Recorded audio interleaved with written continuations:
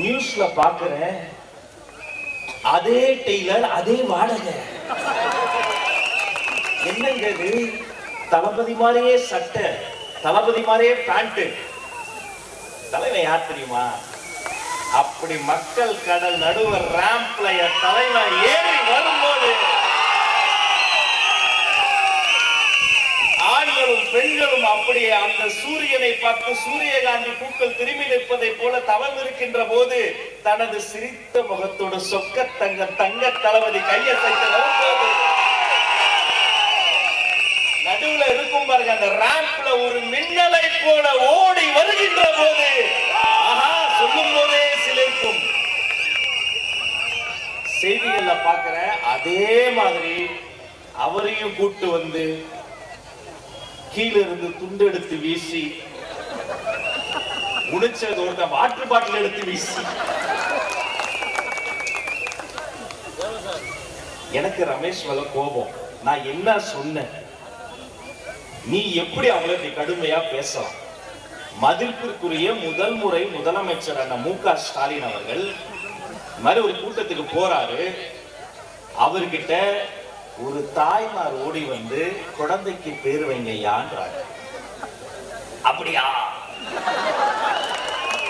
குழந்தையுடைய அப்பா பேர் என்ன? அந்த அம்மா சொல்லுது ஷேக் அலாவுதீன். அவரு ஓ ஜெயக்கடாவா? அண்ணே ஜெயக்கடான்னு ஒரு பேர் வைப்பாங்க, உலகத்துல யாருக்காவது வைப்பாங்க?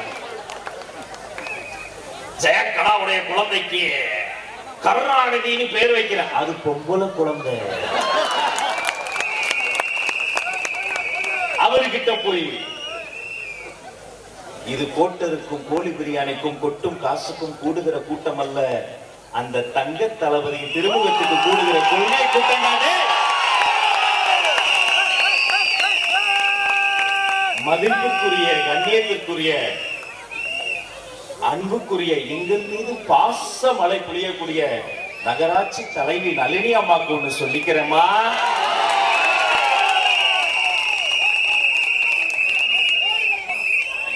இந்த மண்ணி மைந்தன் +2ல ஸ்டேட் செகண்ட் ஆன, +2ல பல அட்டம் அடித்து +2வே தாண்டாதவங்களாம் அமைச்சரவையில் இருக்கிற இந்த நாட்டுல 12ஆம் வகுப்புல ஒட்டுமொத்த தமிழ்நாட்டில் 2ஆம் இடம் பிடித்த தங்க மகன் தளபதியின் தளபதி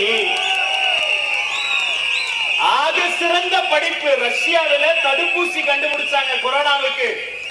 விளாடிமிர் புதின் அந்த தடுப்பூசியை தாம் பெற்ற செல்வங்கள் தாம் பிள்ளைக்கு தருவதற்கு முன்பு மருத்துவர்களுக்கு கொடுத்தாரு, ராணுவத்துக்கு தருவதற்கு முன்பு மருத்துவர்கள் கொடுத்தாரு. ஏன்னு கேட்டாங்க.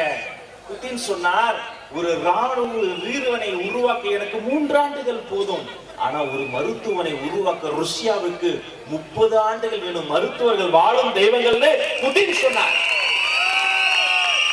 5.5 ஆண்டு காலம் அந்த மருத்துவ படிப்பை படித்து முடித்து மக்கள் கருத்து கேட்பு கூட்டத்துல மனுவோடு வருவாங்க, கண்ணீரோடு வருவாங்க, சாரசாரையா வருவாங்க. உட்கார்ந்து எனக்கே கொஞ்சம் டயர்ட் ஆயிடும். சிரித்த முகத்தோடு தேர்தல் அறிக்கைக்குள்ள வாங்குவாரு. எப்படி சார்? அவர் சொல்வாரு, அரசு மருத்துவமனையில 1000 அவுட் பேஷண்ட்ஸ பார்த்த வேண்டாம் நானு சொல்றாரு.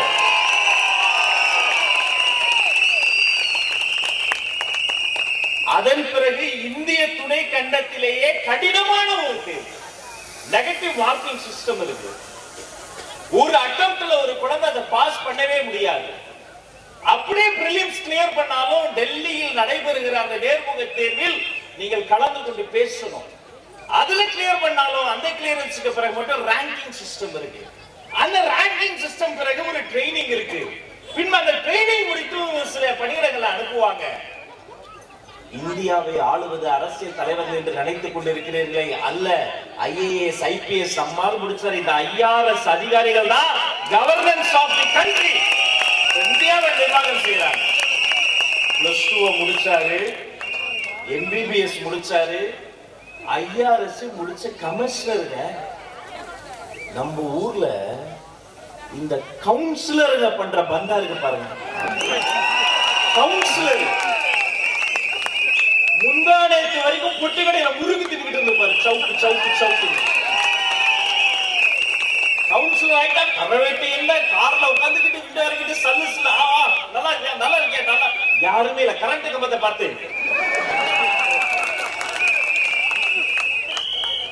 என்போர்ஸ்மெண்டோடைய கமிஷனர் ஆளு ஐஆர்எஸ் டாக்டர் கேஜி அருண்ராஜ்.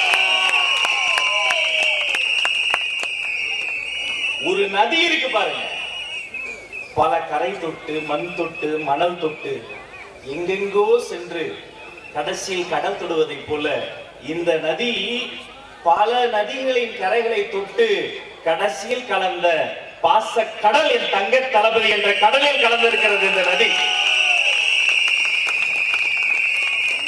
இப்ப நகராட்சி தலைவிக்கு வாங்க. நம்மால யாரு நான் சொல்லிட்டோமா, அவங்க யாருன்னு அவங்க கிட்ட கேட்டுக்கங்க. என்ன கேட்டாரு? ஏன் வேலை சரியா நடக்கல, ஏன் தூய்மை பணியாளர்களுக்கு பிரச்சனை இருக்கு. வந்துச்சு பாருங்க அவங்களுக்கு கோபம். அவங்க வெளியில நகராட்சி மன்றத்துல அவங்க செஞ்ச சாதனையை சொல்லணும், திட்டங்களை சொல்லணும், சட்டங்களை சொல்லணும். ஆனா அங்க ஒரு நகராட்சி மன்றத்தின் கூட்டத்திலே இந்த மண்ணிலே முதல் தேர்தலை முத்தமிட போகிற தமிழக வெற்றி கழகத்தின் கொள்கை பரப்பு பொதுச் செயலாளர் குறித்து பேசிய நொடிய தளபதி ஜெயிச்சிட்டாரு, தளபதி ஜெயிச்சிட்டாரு, தளபதி ஜெயிச்சிட்டாரு. இவங்களெல்லாம் நீங்க கேள்வி கேட்காதீங்க. அது முன்னாடி உள்ள மைனஸ் கேள்வி கேட்காதீங்க. ஐயா விட்டுங்க, ஐயா விட்டுங்க.